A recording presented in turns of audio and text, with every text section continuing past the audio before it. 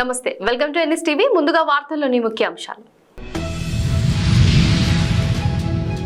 Station Ghanpur సభలో ఆందోళన చేస్తున్న మహిళా కళాకారులను బయటకు తోసేసిన పోలీసులు. సాంస్కృతిక సారథిలో ఉద్యోగాలు ఇస్తామని రేవంత్ రెడ్డి ఇచ్చిన హామీలు వెంటనే అమలు చేయాలని సభలో ఫ్లెక్సీలతో మహిళా కళాకారుల ఆందోళన. చిన్నపిల్లలతో వచ్చిన తమపై పోలీసులు అమానుషంగా దాడి చేశారని కన్నీళ్లు పెట్టుకున్న మహిళా కళాకారులు.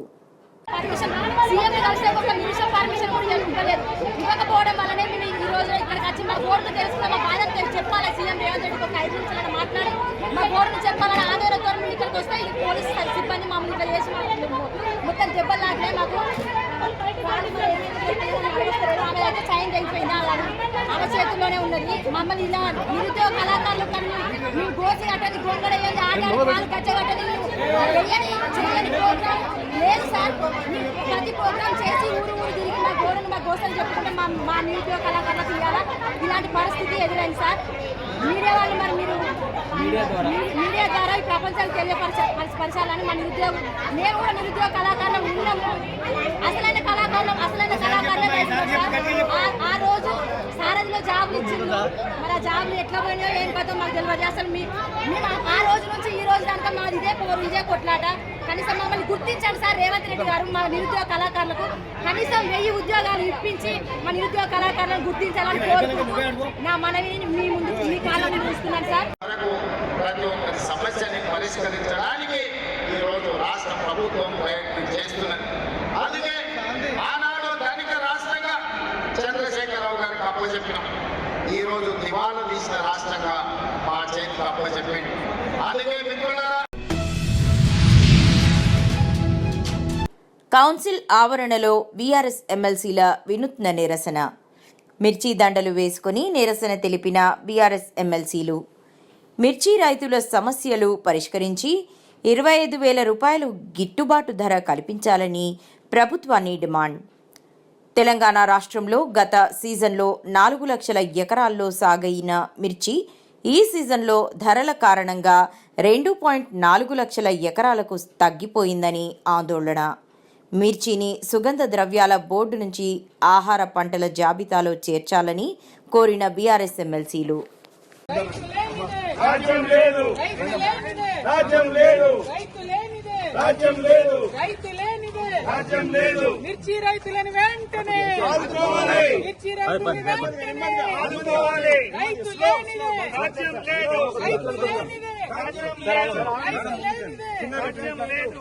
మిర్చి రైతులు వెంటనే ఆదుకోవాలి, మిర్చి రైతులు వెంటనే ఆదుకోవాలి, మిర్చి రైతులు వెంటనే ఆదుకోవాలి, మిర్చి రైతులు వెంటనే ఆదుకోవాలి. రైతు లేనిదే రాజ్యం లేదు, రైతు లేనిదే రాజ్యం లేదు, రైతు లేనిదే రాజ్యం లేదు. మిర్చి రైతుకు వెంటనే మద్దతు ధర ప్రకటించాలి, మిర్చి రైతుకు వెంటనే మద్దతు ధర ప్రకటించాలి, మిర్చి రైతుకు వెంటనే మద్దతు ధర ప్రకటించాలి. మిర్చి రైతుకు వెంటనే 25,000 మద్దతు ధరను చెల్లించాలి, 25,000 మద్దతు ధరను చెల్లించాలి, 25,000 మద్దతు ధరను చెల్లించాలి, 25,000 మద్దతు ధరను చెల్లించాలి. జై తెలంగాణ, జై తెలంగాణ. మిర్చి రైతులకు వెంటనే రాజ్యం లేదు, రైతు లేనిదే రాజ్యం లేదు, రైతు లేనిదే రాజ్యం లేదు. రాజానగరం నియోజకవర్గం కోరుకొండ మండలంలో బూరుగుపూడి గ్రామంలో శ్రీ సుబ్రహ్మణ్యేశ్వర స్వామి ఆలయం పునర్నిర్మాణ శంకుస్థాపన ప్రారంభించారు. ఈ ఆలయం నిర్మించడానికి గ్రామస్తులందరూ సహాయ సహకారాలతో నిర్మిస్తున్నామని ఆలయ కమిటీ పెద్దలు తెలియజేశారు. ఈ శంకుస్థాపానికి హోమానికి పీటల మీద కూర్చొని నందే సూరిబాబు దంపతులు ప్రత్యేక పూజలు నిర్వహించారు. అనంతరం 10:19 శంకుస్థాపన జరిగింది. ఈ కార్యక్రమంలో గ్రామస్తులు, భక్తులు వందలాది మంది పాల్గొన్నారు.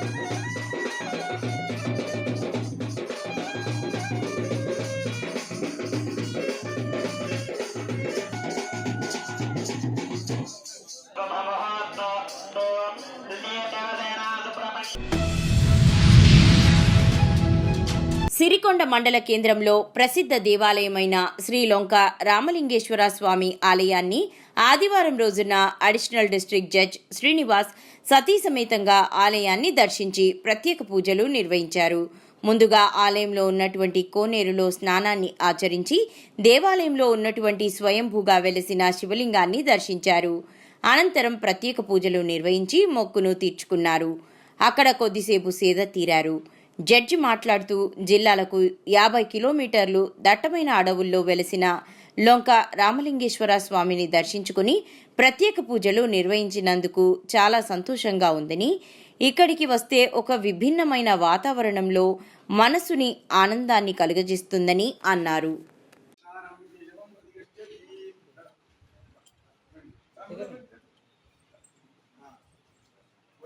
सीतारामचंद्र भगवान की जय, स्वामी भगवान की जय, भगवान की जय।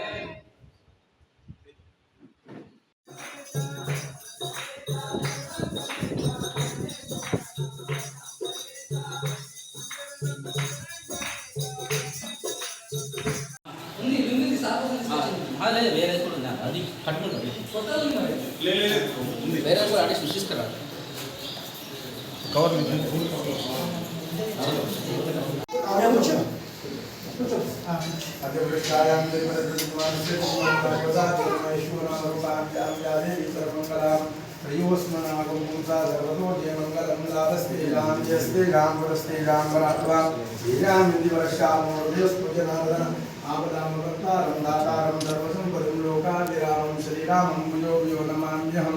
श्रीमन्महादेवाय नमः। ओम विष्णु नाम रूपाभ्यां या देवी सर्वमंगलां त्रयो स्मरणागुं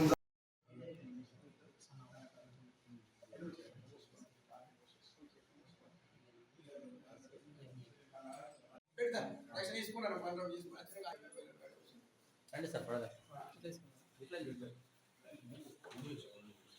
నమస్కారం గురువ్యాని ఓం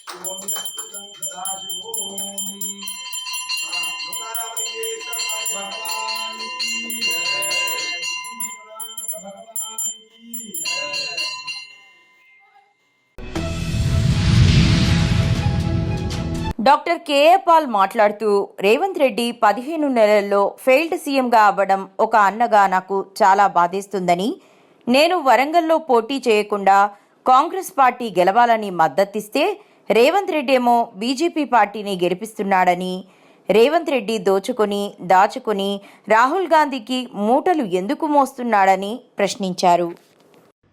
రేవంత్ రెడ్డి తమ్ముడు, ఇప్పుడే న్యూస్లో చూశాను, ఈరోజు నువ్వు మీడియా రిపోర్టర్స్ని అటాక్ చేయడం, అంతేకాకుండా 10 సంవత్సరాల వరకు నేనే ముఖ్యమంత్రిగా ఉంటానని.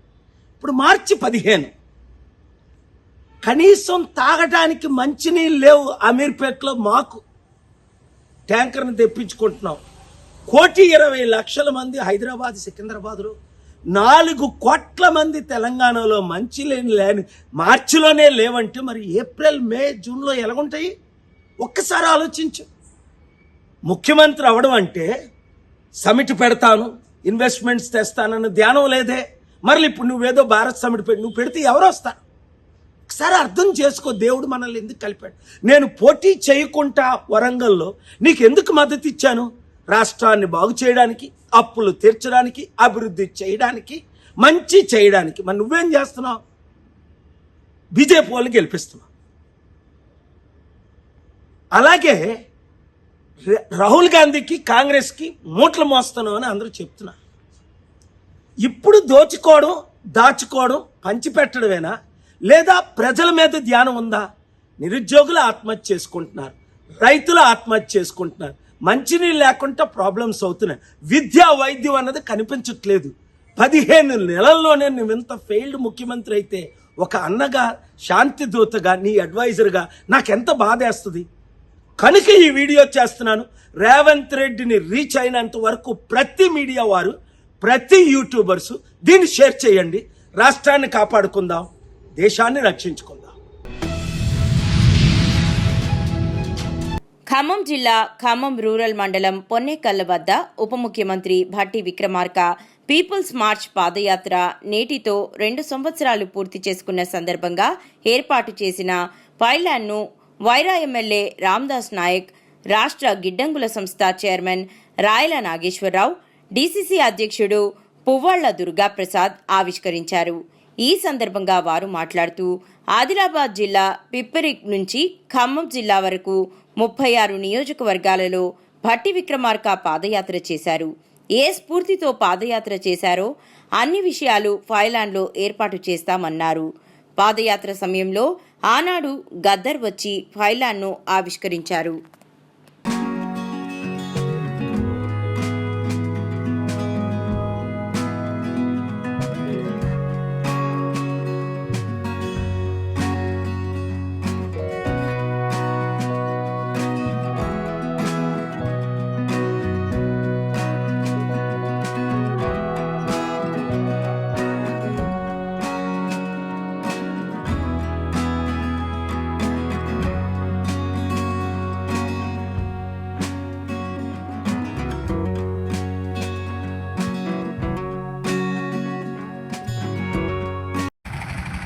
కేసీఆర్ అవలంబిస్తున్న ప్రజా వ్యతిరేక విధానాలకి ఆనాడు కాంగ్రెస్ పార్టీ రాష్ట్రంలో అయిపోయింది అనే పరిస్థితిలో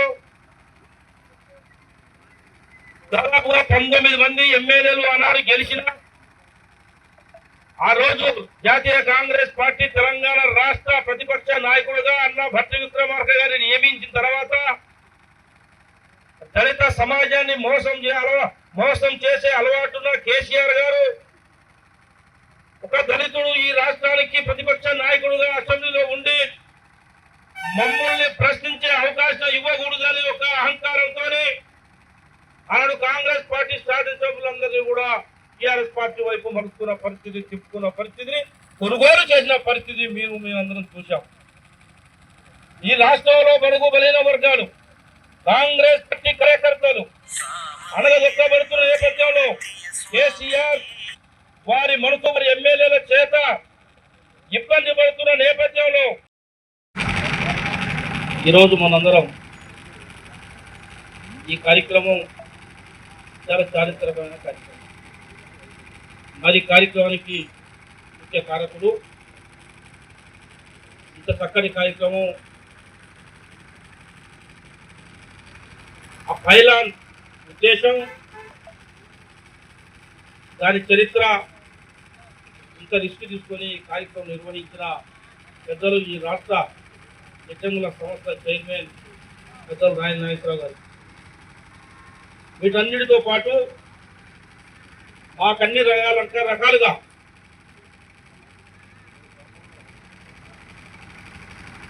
కేసీఆర్ ప్రభుత్వం ఈ రాష్ట్రంలో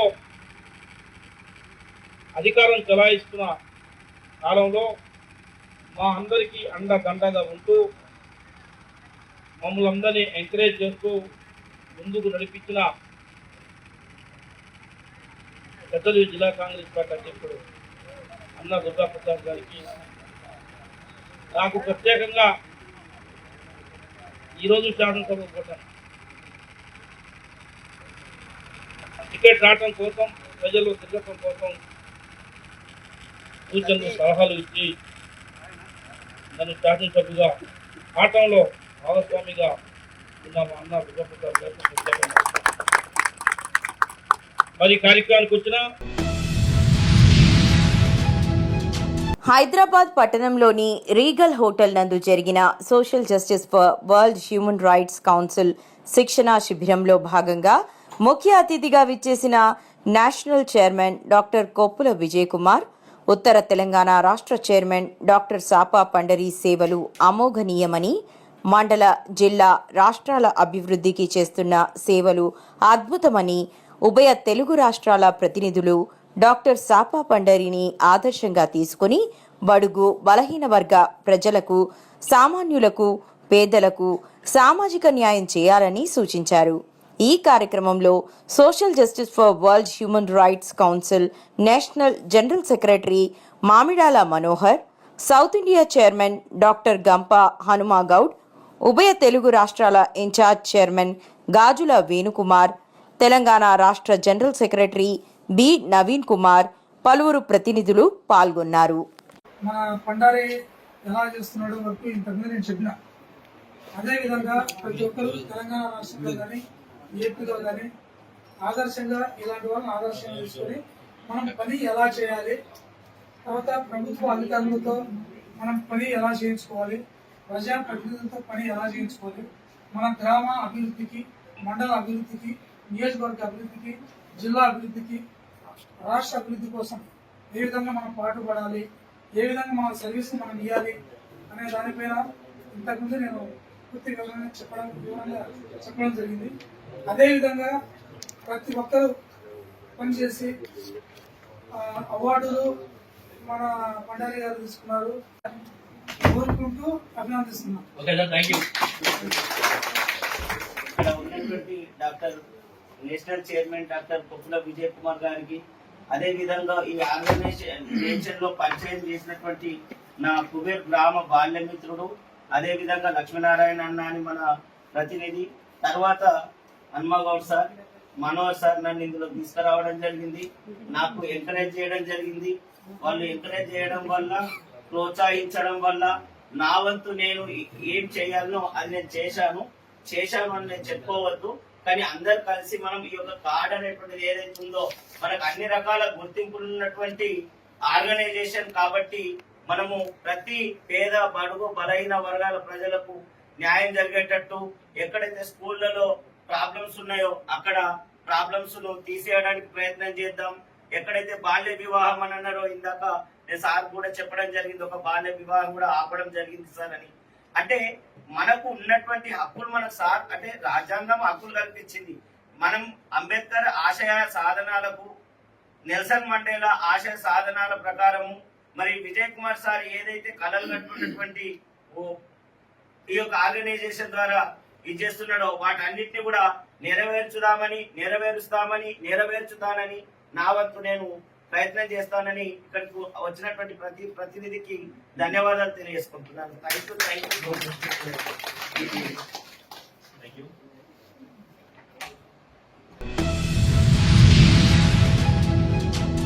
కౌన్సిల్ ఆవరణలో బీఆర్ఎస్ ఎమ్మెల్సీల వినూత్న నిరసన.